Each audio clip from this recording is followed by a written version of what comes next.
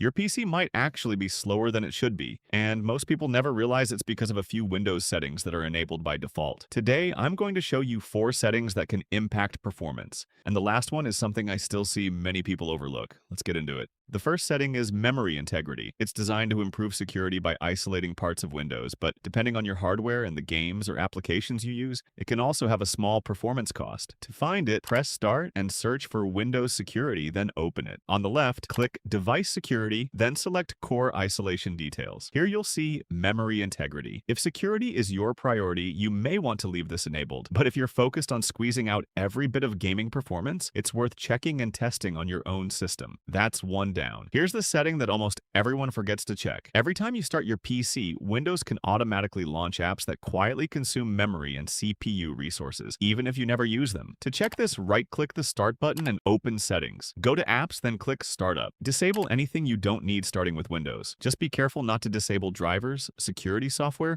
or anything you're unsure about. But even with startup apps cleaned up, Windows can still be doing something in the background that many gamers miss. This isn't about game mode itself. The bigger thing to check is background recording. If it's enabled and you never use it, Windows may be recording gameplay in the background, which can add unnecessary overhead. Open Settings, then go to Gaming, and select Captures.